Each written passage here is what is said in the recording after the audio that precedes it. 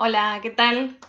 Buenos días a todos y a todas. Espero que estén muy bien, que estén lidiando lo mejor posible con esta situación tan extraña que nos toca vivir del rebrote o segunda ola, como le quieran decir.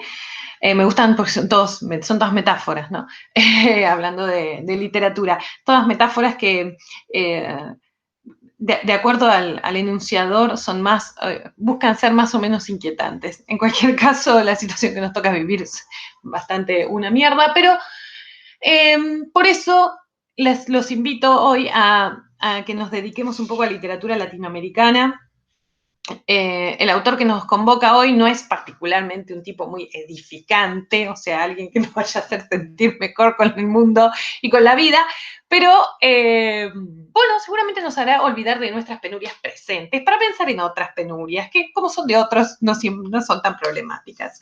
Bueno, antes que nada, me alegra mucho haberlos y haberlas conocido a través de las presentaciones que hicieron.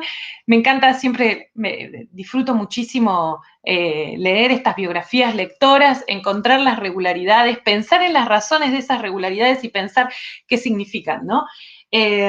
Me gustó particularmente haber encontrado algunos compañeros de lecturas de la colección Robin Hood, que creo que fue fundante para el hábito de lectura de toda una generación. Eh, Decía que también me gusta esto porque me hace pensar un poco como en políticas editoriales, ¿no? Y pensaba si, bueno, saben que como yo trabajo en una editorial, me gusta también pensar un poco en esto.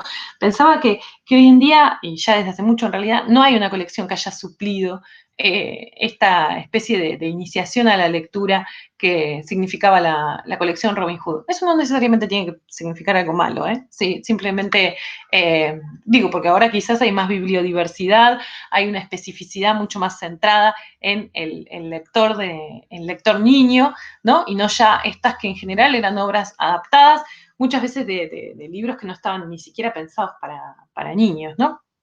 Así que bueno, pero me gustó haber visto esa regularidad. Es también mi inicio a la lectura. Siempre cuento que la primera novela que leí fue una adaptación de la novela Robin Hood de la colección homónima, el libro que me trajo eh, sigo recordando como hasta el disfrute físico que me produjo su lectura, ¿no? Así que siempre encuentro muy encantador la referencia a la colección. También me gustó mucho ver que muchos, también me incluyo en ese caso, entraron por la literatura de género, ¿no? Sobre todo, por ejemplo, la literatura eh, policial. Ahí vi a Agatha Christie, mi amada Agatha Christie. Siempre digo que en mi familia no estamos de acuerdo en nada, ¿no? Empezando por políticamente, o sea, ellos están de acuerdo y yo no, pero no estamos de acuerdo en casi nada nunca, salvo en Agatha Christie, que es casi como, podríamos pensar que es la amalgama familiar. Así que fíjense hasta qué punto, y aparte casi como si fuese una tía, ¿no? Una tía venerable, antepasada. Eh, por otro lado, también me interesó otras huellas generacionales de las dos más jóvenes, que ahí aparecía la figura de Pesetti, tipo extraordinario, que logra, me parece muy bien,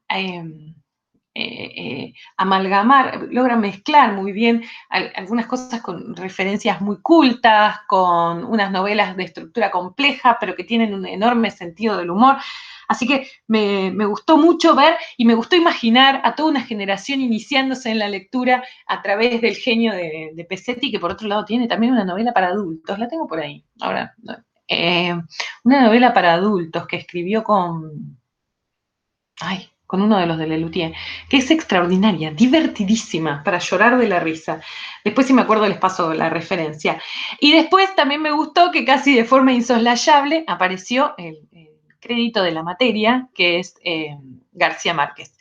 Me gustó que no apareció en todos los casos como el nombre venerable, pero que sí en algunos casos fue una lectura fundante, algo que los inició dentro de una tradición que no siempre los atrajo particularmente, pero me pareció que, sin embargo, siempre está ahí, ¿no es cierto? Y funciona como una bisagra, en mi caso particular también, ¿no? Como una bisagra también entre la literatura eh, como juvenil y la literatura de adultos. En eso cumple como la misma función, creo yo. Socialmente ya no hablo ni de mí ni de las cosas que leí, como de Julio Cortázar, ¿no? O de otro que también apareció un montón, que es Ernesto Sábato. Me apasiona ver las regularidades que aparecen en estas biografías lectoras, porque creo que también eso habla de un continuo cultural. Y justamente eso me sirve también para pensar en la segunda de las actividades que tenían ustedes planteadas, que tenía que ver con la lectura de estas dos entrevistas tan disímiles y la reflexión sobre un poco qué significa, la primera de las muchas reflexiones que vamos a hacer sobre qué significa América Latina. ¿Por qué lo vinculaba con lo anterior? Porque, bueno, una de las cosas que apareció, me pareció interesante dentro de los comentarios que ustedes hicieron, tuvo que ver con un montón de cosas que no son no son esenciales a la definición de qué es América Latina, si es que podemos definirla. Entre ellas, digamos, la idea está muy discutible también de una cultura en común, ¿no? Está discutible además porque estaríamos hablando de una cultura que tiene cientos de millones de habitantes. Es muy difícil que cientos de millones de habitantes tengan una cultura en común. Nosotros en Argentina muy bien lo podemos saber porque ni siquiera el territorio nacional es un territorio homogéneo en términos culturales. Bueno, difícilmente puede hacerlo América Latina, ¿no? Entonces ya ahí me pareció que era algo interesante y algo que también podíamos rescatar del discurso de Borges, que era un discurso un poco, quizás si se quiere, que había quedado un poco extemporáneo, quedó un poco antiguo en relación a las consideraciones actuales sobre el término, pero que sin embargo nos sirve para pensar algunas cosas y que también hay que ubicar, como bien señalaba una de ustedes, hay que ubicar en su tiempo, ¿no? Eso vamos a ver, igual lo tomamos con pinzas, ¿no? Vamos a ver, por ejemplo, la clase que viene, nosotros vamos a estar trabajando con Carpentier, un tipo que era apenas 10 años más joven que Borges y que tenía una mirada totalmente diferente sobre qué significaba América Latina, ¿no? Porque, bueno, de última, Scorza era un tipo mucho más joven, ¿no? Hay una distinción temporal, eso me olvidé decírselo, pero Scorza murió en la década del 70, 77, creo, una cosa así, en un accidente de aviación, pero tenía 40 años, nada más. Era claramente una generación muy, muy posterior, ¿no? Bueno, entonces, cuestiones que pudimos entender que no tenían que ver o que no terminaban de explicar el concepto América Latina, es lo que tenía que ver con lo geográfico, perdón, con lo cultural, esta especie de amalgama que pareciera que todos tienen en común y que en realidad no es tan así. Como también apareció dentro de los comentarios, bueno, lo geográfico no necesariamente da la pauta de qué es, digamos, el recorte geográfico no necesariamente da la pauta de qué es la América Latina, ¿no? O sea, sin ir más lejos, Borges no es un escritor latinoamericano por su propia definición, y sin embargo nace en el territorio que podemos considerar América Latina. Bueno, ahí ya hay una cosa interesante, no es igual, América Latina no es igual a la geografía latinoamericana. Y por otro lado, tampoco es idiomático, ¿no? Porque no tiene que ver con una lengua en común, una lengua compartida, porque en el territorio de lo que podemos llamar América Latina está Brasil, por supuesto, pero también está el Paraguay, en el que se habla guaraní, también están Haití y muchas de las otras ex colonias francesas, donde la lengua oficial es o el francés o el creole, las versiones acriolladas del francés. Hay espacios que podemos denominar latinoamericanos de habla inglesa, entonces tampoco lo idiomático es una amalgama que termine de cuadrar perfectamente, y por eso va a estar bueno también si llegamos a ver a Junot Díaz. Tampoco lo idiomático, decía, es algo que termine de encuadrar. Y ustedes dirán, bueno, entonces, ¿qué es? Ya me dijiste todo lo que no es. Ahora, ¿qué es? Bueno, no, yo no tengo muchas herramientas para ofrecerle más que una serie de preguntas que me parece que van a articular unas sucesivas reflexiones al respecto, ¿no? No esperen una definición concreta porque lo cierto es que no la hay. Porque como todo lo que tiene que ver con la identidad, es más una pregunta que una respuesta. Y como todo lo que tiene que ver con la identidad, como digo yo siempre, identidad es buscar, ¿no? Esa es la identidad. No hay ninguna, incluso la personal, ¿no? no hay ningún punto de llegada, ¿no? Lo que hay es una suerte de camino que se va trazando, que se va prefigurando, que se va tallando de maneras diferentes. Sí les puedo decir, después de haberles dicho todos estos no, que hay dos cosas que sí me parece que son trascendentes. Lo hablábamos también porque había salido en los comentarios de ustedes, que sin lugar a dudas están ahí en la base de la consideración de qué es América Latina. Por un lado, es un concepto histórico, esto es, tiene un devenir histórico, tiene una consideración que ha ido mutando, que ha ido cambiando con el correr del tiempo. Nosotros, a partir de la clase que viene, vamos a empezar a trabajar con Carpentier y vamos a ver que Carpentier significa también un cambio de mirada respecto de qué era América Latina, incluso la visión decimonónica, la visión que arrastrábamos, ¿por qué no? Desde las guerras de independencia, ¿no? Quiero decir, porque lo latinoamericano estaba ahí también en la definición de la patria grande de Simón Bolívar, estaba en la definición del mismo San Martín, ¿no? Pero bueno, eso fue mutando con el tiempo. Vamos a ver nosotros, para mí, un hito fundacional, que es el pensamiento de Carpentier hacia la década del 40 del siglo XX, ¿no? Bueno, vamos a trabajarlo en la clase que viene. Entonces, en primer lugar, sí es un concepto esencialmente histórico. En segundo lugar, es un concepto, en eso apareció muy claramente en las reflexiones de ustedes, es un concepto esencialmente político, ¿sí? Definir qué es América Latina y qué no lo es concretamente una definición del orden de lo político, y eso se ve muy claramente en las dos visiones de mundo que aparecen atrás de lo que sostienen Scorza y Borges, ¿no? Y acá me parece interesante que ustedes vean la relación que hay entre, que la consideración de la literatura, en definitiva, se desprende de una consideración, de un ordenamiento del mundo, ¿sí? Y de un ordenamiento del mundo que es eminentemente político. Creo que la elección de los dos, de ese contrapunto tan grande que hay entre los dos autores, queda bien claro eso, ¿no? Decir qué es América Latina o afirmar que existe o que no existe es una declaración eminentemente política. Y por supuesto, con políticos no me refiero a partidario, ¿no? Además está decirlo. Política en su definición más amplia es una forma de ordenamiento de nuestra vida civil, ¿no? De nuestra vida como sujetos. Bien, entonces, habiendo dicho las cosas que sí me parece que pueden servirles a ustedes para pensar en una definición de lo latinoamericano,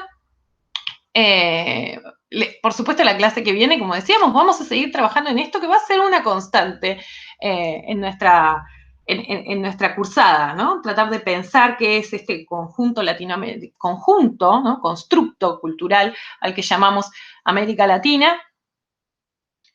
Pero bueno, ya les adelanto que el resultado, espero que no se desilusionen con eso y apaguen el video y abandonen la cursada, pero quiero decir, ya les adelanto que no hay una respuesta única, ni por asomo, ni por las tapas, ¿no? Una respuesta única. Lo que hay es una serie de interrogantes que nos sirven para motorizar el pensamiento, que es en definitiva lo que más nos interesa. Bien, la clase de hoy es sobre mi querido Horacio Quiroga. This guy. Este autor que siempre me gusta también porque en general, en las clases presenciales, ¿no? Genera cierta sorpresa, pero ¿cómo Quiroga en latinoamericana y no en Argentina? Bueno, Quiroga, pese a que es usualmente considerado como parte de la bibliografía de la literatura argentina, porque desarrolló buena parte de su carrera escrituraria acá, lo cierto es que es un autor uruguayo. Y que por otro lado, aún si fuese argentino, no anula su adscripción a la materia de literatura latinoamericana, ¿no? Porque otra vez volvemos, a Argentina, mal que le pese a Borges, también es América Latina. Pero bueno, lo cierto es que Quiroga era un autor uruguayo, un autor muy uruguayo, eminentemente uruguayo, se consideraba a sí mismo un uruguayo de pura cepa, que tuvo una vida marcada un poco por la tragedia, ¿no es cierto? Una vida muy a la manera del romanticismo, ¿no? O sea, nació en 1878, hacia fines del siglo XIX. Cualquiera podría pensar que el romanticismo ya estaba un poco en decadencia. sí, quizás en la política, pero no en la cultura. En la cultura todavía estaba en un momento de enorme florecimiento, ¿no? La cultura romántica en estos lares. Nació, decíamos, en 1878, tuvo una vida marcada por la tragedia.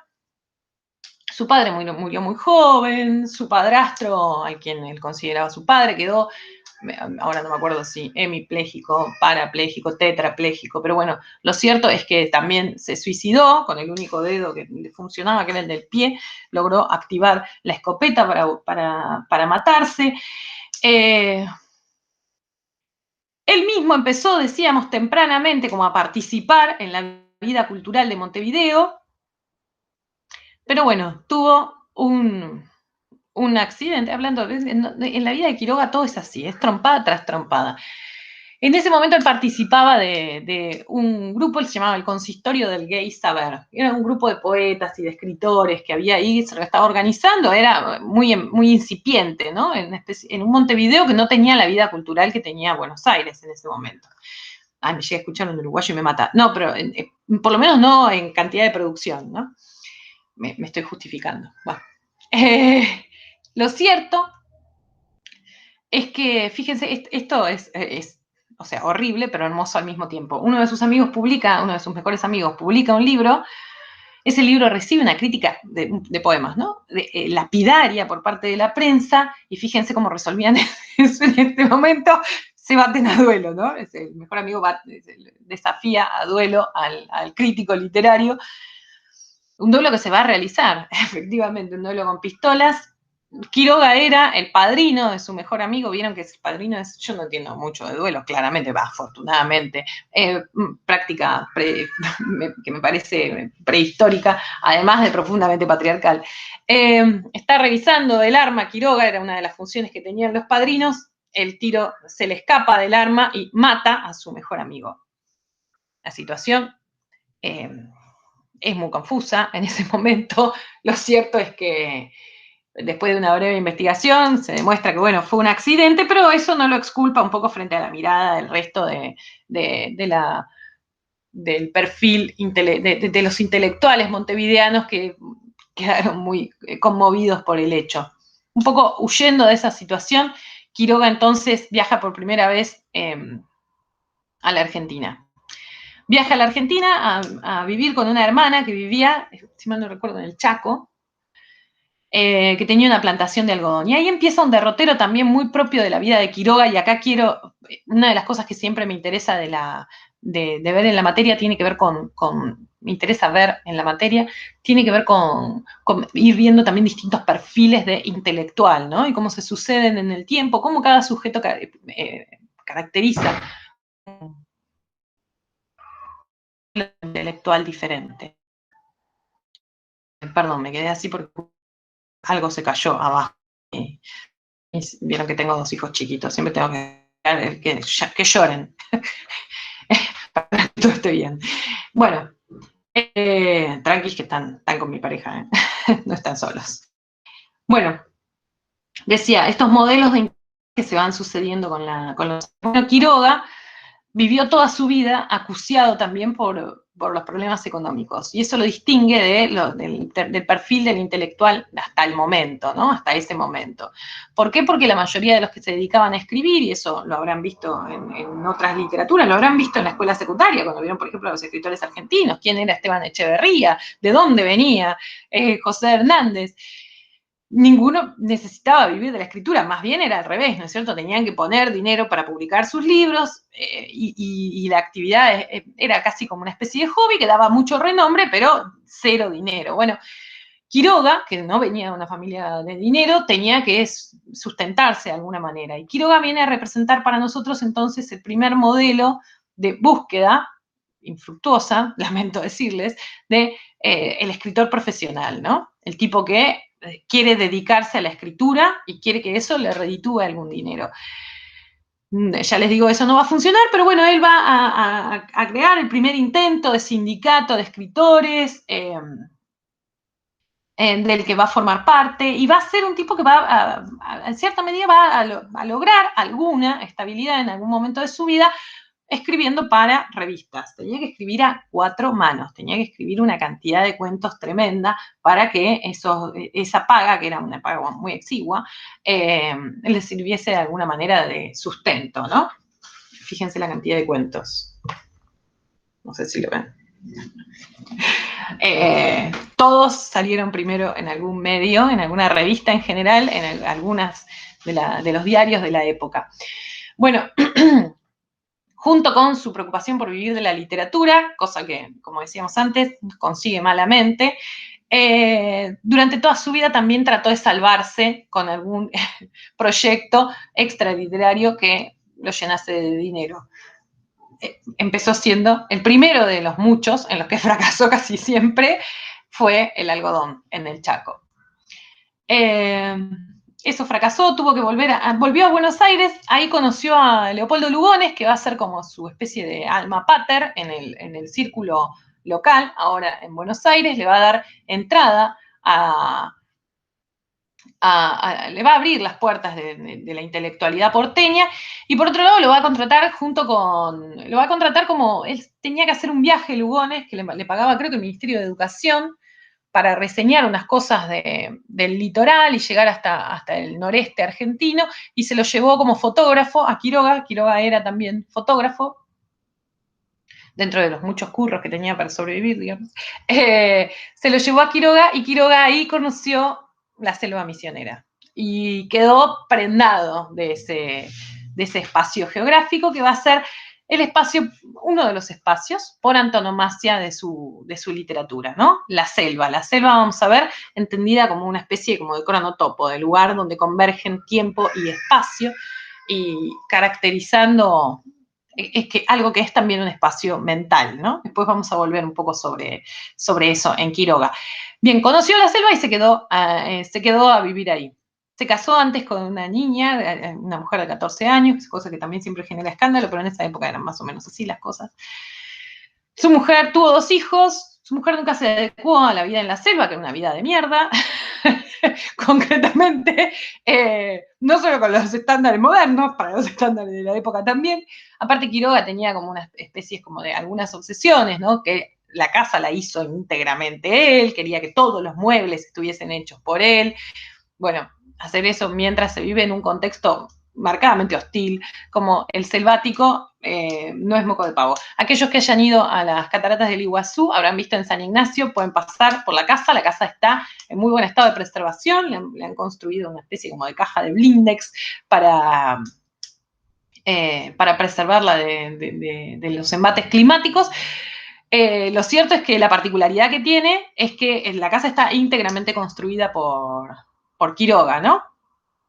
Que también tenía unas visiones muy, muy tremendas también sobre cómo tenía que ser la crianza de los hijos, dejaba que los hijos se pusieran en peligro, porque decía que así era como se tenía que aprender la vida en la naturaleza, ¿no? Hay unos cuentos que lo tematizan eso, por ejemplo el cuento del hijo, no sé si lo leyeron, que es también estremecedor, y que lo tematiza, ¿no? O sea, dejaba que el hijo de 11 años estuviera armado por el monte, los hacía colgar con los piecitos en el acantilado, porque decía que esa era la forma de que aprendieran a convivir con el peligro y aprendieran a lidiar con él. Eso terminó, por supuesto, de explotarle la cabeza a la mujer, que se suicidó. La mujer se suicidó una muerte horrible porque se tomó el líquido revelador de las fotografías, así que la muerte fue una muerte agónica, duró días. Ahí entonces Quiroga queda solo en el monte con los 2 hijos y decide volver a Buenos Aires, ¿no? Porque también necesitaba una forma de sustento. Y bueno, ahí es donde empieza probablemente el periodo más productivo de Quiroga. En el 18 publica Cuentos de amor, de locura y de muerte, que es probablemente su libro más famoso, y después empieza, decíamos, una seguidilla de publicaciones que lo llevan hasta bien entrada la década del 20, ¿no? Podemos pensar que Quiroga es uno de los animadores más intensos desde el 19 más o menos hasta el 26, que es cuando salen Los Desterrados, de la escena local, ¿no? Uno de los que animan más intensamente la escena local. Vamos a ver igual que tenía ahí sus tensiones con el resto de la localía. Les voy a leer, tenía muchas ganas de leerles, espero, me parece que se me está haciendo muy larga la clase. Bueno, sabrán entender. Cualquier cosa, es la ventaja de hacer el video, cualquier cosa la van viendo en partes y se fijan. Les voy a leer, hay algo que vamos a ver recurrentemente en la materia, que son las contratapas de Juan Forn. ¿Vieron Juan Forn, el escritor? Escribe una serie de contratapas para Página 12 que para mí son hermosas y me sirven siempre muy bien para caracterizar. En este caso en particular le elegí para contar algunas cuestiones de la biografía de Quiroga, que me parece que lo hace él mucho más linda, mucho más hermosamente que yo. Eh, Después vamos a ver el otro gran articulante que tengo para presentarles hoy, que vamos a continuar viendo durante todo el año. El texto de Juan Forn, se llama El hombre que nos enseñó a tener frío. Empezó siendo una contratapa, terminó después en uno de los tomos en los que Forn aunó esas contratapas que se llaman Los Viernes, que son 4 libritos. Bueno, ningún librito, ¿no? 4 libros. Horacio Quiroga adoraba a Martínez Estrada como a un hermano menor. Le regaló 1 hectárea de su propia tierra en Misiones para tentarlo de que fuera su vecino. La desmontó él mismo a machete limpio y le mandó por correo el título de propiedad y los planos de la casita de madera que podía construirle con sus manos. Hasta los muebles le ofrecía hacer. Y eran famosamente cómodos los muebles que hacía Quiroga con la ayuda del mensú devenido carpintero, Jacinto Escalera. Martínez Estrada tenía un trabajo de cuarta en el Correo Central y detestaba el ambiente literario de Buenos Aires, pero no se decidía a partir a Misiones. Así que Quiroga apeló a un último recurso para convencer a su melómano amigo. Le mandó un violín hecho en madera de timbó. Cita. Era tan chato de pecho y espalda como el propio Quiroga. Tenía un clavijero prehistórico, las ejes labradas torpemente a gubia y emitía un sonido de gato en celo, mitad hipnótico y mitad horripilante. Martínez Estrada entendió con el corazón estremecido que así sería la vida como vecino de Quiroga en Misiones, pero se libró de escribir esa carta cruel porque su amigo apareció por Buenos Aires. Venía a hacerse ver por los médicos una molestia que no lo abandonaba. Era en realidad un cáncer terminal, pero no se animaban a decírselo. Lo tenían de residente en el hospital de clínicas con permiso ambulatorio, mientras le hacían creer que lo sometían a estudios y lo preparaban para una operación. Un día, vagando por el sótano del hospital, encontró un paciente llamado Batisteza. Lo tenían ahí escondido por su aspecto físico, causado por una neurofibromatosis, conocida como elefantiasis. Quiroga exigió que Batisteza fuera sacado del sótano y trasladado a su habitación, y en las horas muertas le contaba historias de la selva. Un día Batisteza oyó hablar a los médicos y fue a decirle a Quiroga que la operación proyectada era una simple y dolorosa postergación de la muerte. Quiroga avisó que salía a caminar, fue a una ferretería a comprar cianuro. Ay, esperen que se me colgó. Voy a tener que parar.